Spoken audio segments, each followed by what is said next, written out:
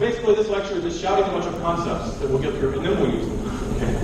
So one we shouted was that we have to have an axis rotation. Let's shout another one. Also, another important, you have to know what the center of mass is. And I will always abbreviate it COM, all caps, no dots. That's just how I roll. All caps, no dots. Okay. So let's think what that is. It's basically a point on the mass. You can do it with a disk or a square, whatever it is. There's two reasons you care. So why do you care? Is the weight acts at the center of mass. Okay, so all these times we're doing problems and drawing 3-by diagrams, and you always put the mg in the middle. Oh, this is why. But now we're telling you technically it is important that the mg, the weight, acts at the center of mass. And the other reason that it becomes important is free objects rotate around their center of mass. Okay? So we're sort of contrasting that to these constrained motions. Right? This has to rotate around that thing, that rod, because there's like a little bearing here. It has no choice. There's actually forces on the bearing. It's not free. It's being held by the bearing. Weight, normal force, all kinds of stuff going on. This is constrained because it can't fall through the table. Normal forces are being applied. Lots of constraints are making it rotate right there until it falls off, and then it actually rotates around its center of mass. And then this is constrained, so there's probably an axle here, it's touching the ground, there's friction forces, yada, yada, yada. But a free object rotates about its center of mass. Okay? So let's find the center of mass of some objects. Now let's do ones I draw. This one's too small. For uniform, so uniform means the mass is smoothly spread through the object. And I'm going to say symmetric. Is anybody going to panic if I say symmetric objects? And all I mean by that is like a nice shape. You know, let's go back to like the 3rd grade or a square. Where's the center of mass? It's in the center.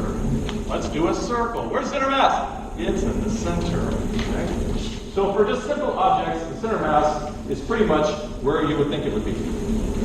Why does omega go in a direction opposite from the forward velocity? Did I draw this wrong to see the wheel? Yeah, it's walking that way. Sorry, I blanked on how a wheel works. This is hard. This is not technical.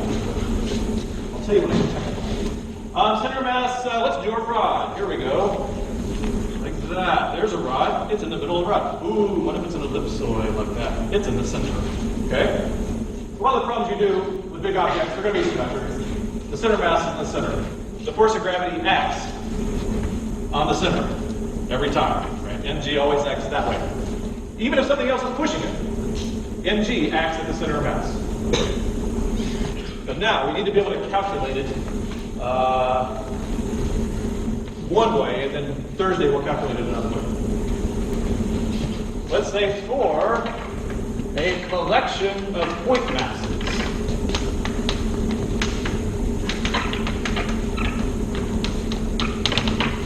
For a collection of point masses, so let's imagine that we have an xy axis here, and I don't remember how far away I put masses at 1 meter.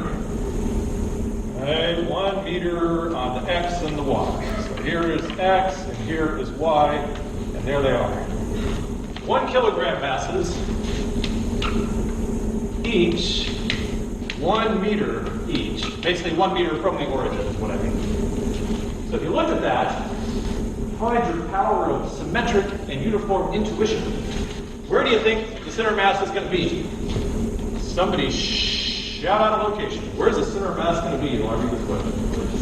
The origin, right, yeah, it's just like this. It's all evenly distributed. Where else is it going to go? And the answer, yeah, the origin. So we haven't done anything. Right? We haven't calculated anything, have we?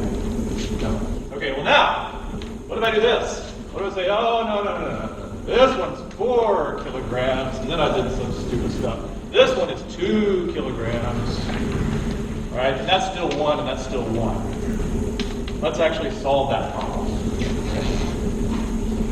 So you can probably still apply your powers of intuition and figure out which way it's going to be driven. The center mass will be driven towards the mass. It's basically the mass-weighted position. So it's probably going to move up here somewhere. We put more mass up there, the center of mass is going to move up there. Fortunately, there's a formula. Let's use the formula. So in a Cartesian system with just a bunch of point masses, you just find the x position and you find the y position and you do it separate and everything's fine. And so the x position for the center of mass is 1 over the total mass times the sum of each mass times its x position. It sounds complicated, it's just really, it's a simple idea.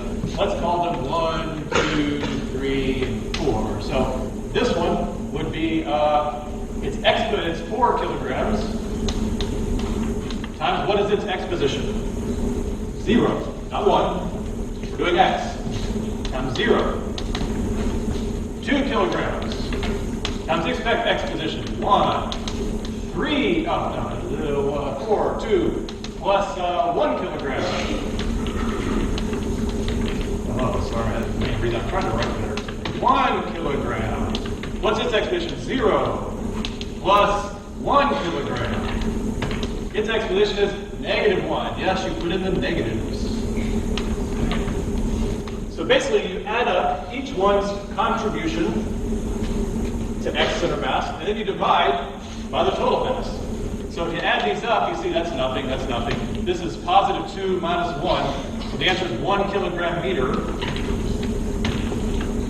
1 kilogram meter, if we did a unit, it makes it 1 over the total mass. 4, 5, 6, 7, 8 over 8.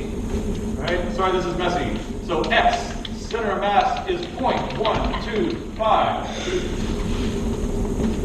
Okay, so how do I get rid of the kilograms?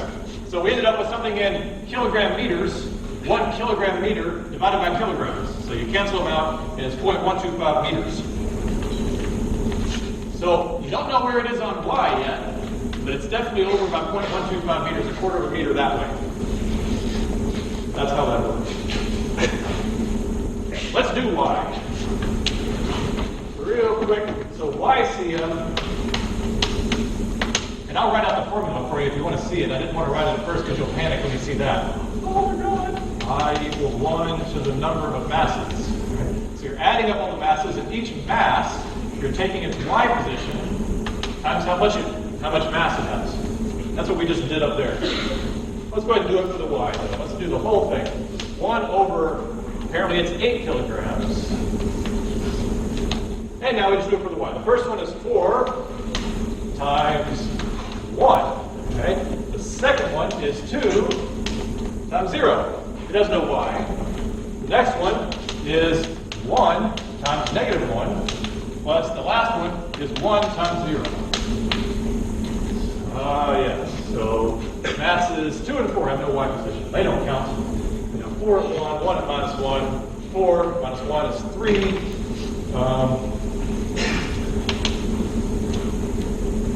My notes are wrong. Let's see. 4. Oh no, I put a 2. No, it was 2. 1. Yeah, my notes are just wrong. So it's 3 kilogram meters over 8 kilograms. It's 0.375 meters, right? 3/8. So now we have the x CM position and the y COM. Something to do. And then you can actually say this is exactly where it is. It's about right an 8 forward and 3/8 up. It's like around right here. There's the center of mass. You just found it. Ta-da! In x and y. We could even do z if we wanted to. Right? We could even go into 4 dimensions and do time. No, it wasn't. We could do 26 dimensions and pretend string theory is real. We could also turn that into an integral. Let's not. I'll save that for Thursday so you can get excited about it. Let's do that Thursday. But for now, that's the basic idea. So what you can see is that the center mass is driven to where there's a lot of mass. So where is the center mass of this hula hoop? Where is it? And I promise I would hula hoop for you, but it's a kid's hula hoop and it's too small, I can't do it. I tried. Back there a long time. It doesn't weigh enough. I can do this. Where's the center mass of this hula hoop? It's It's not in the thing. It's like out in space. So can the center of mass be out in space? Yeah. It is right here, right? So the center of mass isn't inside any of the masses. It's not in the thing here. And we said three objects rotate about their center of mass. So if I throw it, and I just realized there's weights in it, so they probably don't weigh enough to make a difference. Oh, there we go. So this thing rotated, thank you very much, around its center of mass. That was an accident. Okay. Let me do that again. So this thing was spinning as I threw it. But you can see it was spinning around its center of mass. It wasn't spinning any weird way like that. It's shimmying because it has weight in it. Here's a hammer. Right? So this hammer's center of mass is way over here. Right? Because this is really heavy, this is really light. You can also find it by balancing it. Things balance at the center of mass, we'll do that third. Center of mass is way over here, so I'm going to throw it and spin it. And watch the red thing. It's going to spin around the red part. Like that. See? See how it spun around the red part? I wanted a new surface. So it's going to spin again right around where the red part is. So it really does rotate around center mass. Okay? And also where the weight is applied is right at the red spot on that hammer. And the weight on this, you would actually have to imagine applying it where there is no mass. We won't have problems like that. Okay, so weird concepts for shouting at you. That's two. You have to have a rotation axis. You have to look at center masses. And there's one more weird concept to shout at you.